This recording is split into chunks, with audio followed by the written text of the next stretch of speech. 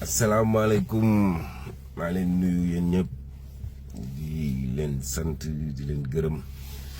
di leen xamal ni xam yëg nañ seen dégg nañ seen ay wax dégg nañ commentaire yi dégg nañ maanaam li ñuy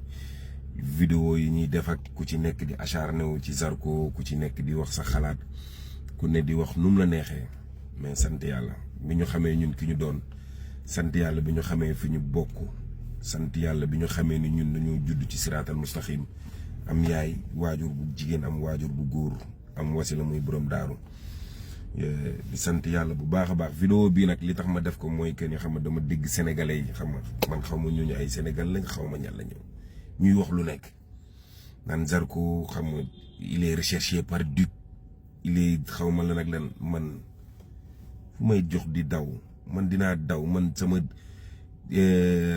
yoonu dëkk dinañ ma soxla man may daw man duma góor guy daw man lu ma def damay taxaw ni man maa ko def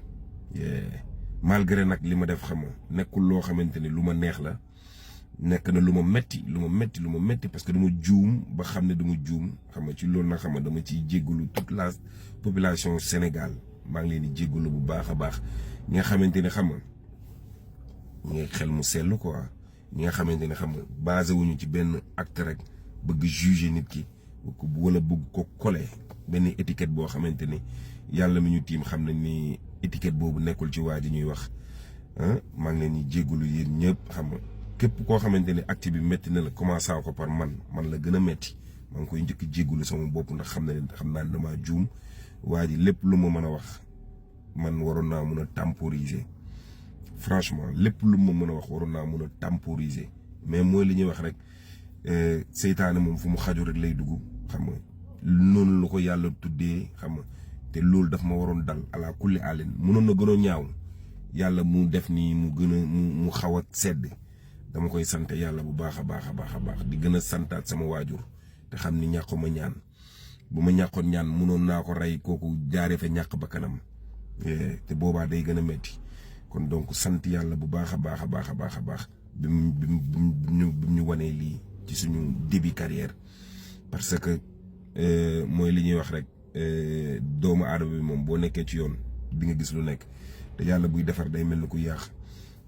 kon donc maa ngi jégguluwaat surtout Sénégal ñi nga xamante ni dañoo bëgg làmb surtout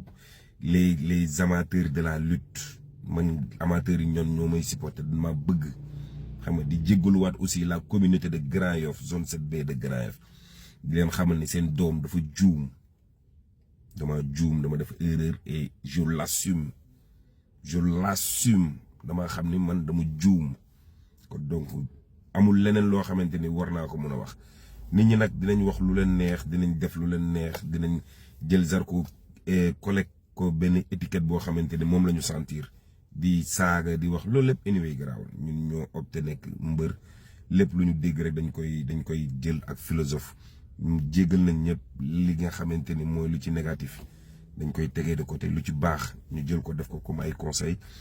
mais bu leen wax Zarko dafa daw vidéo bii li tax ma def ko heure bii je l'ai fait presque à 7h et quelques c'est parce que dama jot convocation wu dikk te damay dem wuyu ji man dañ ma woo damay dem wuyu ji xool lan nan may doyee man ak sama avocat mais man duma daw xalaatuma ko parce que li ma def noonu dama koy assumer te xam naa ni dama juum te erreur la te l'erreur est humaine te tamit qu'on dit la vérité defuma loo xamante ne xam nga lu ñu naan xam nga lii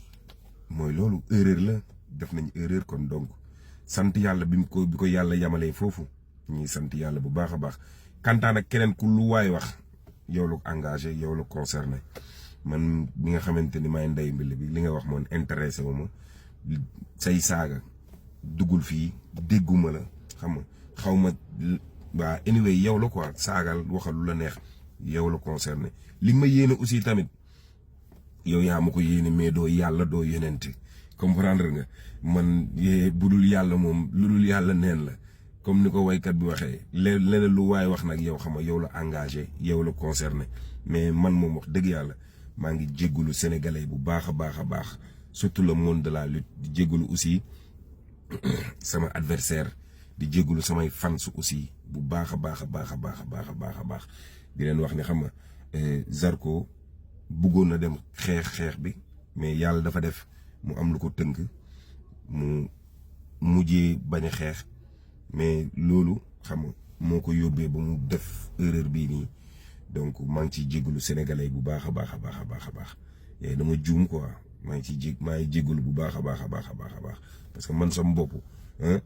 ci guddi gi même amoon naa gàcce sax toog foofu sama ay nawle di ma gis parce que li ma def man xam naa ni man du yoon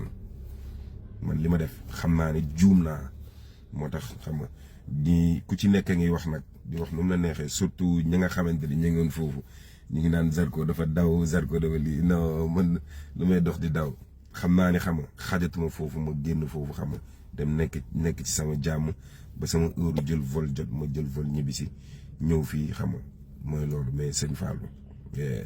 di leen jégaluwaat bu baax a baax toute la population du Sénégal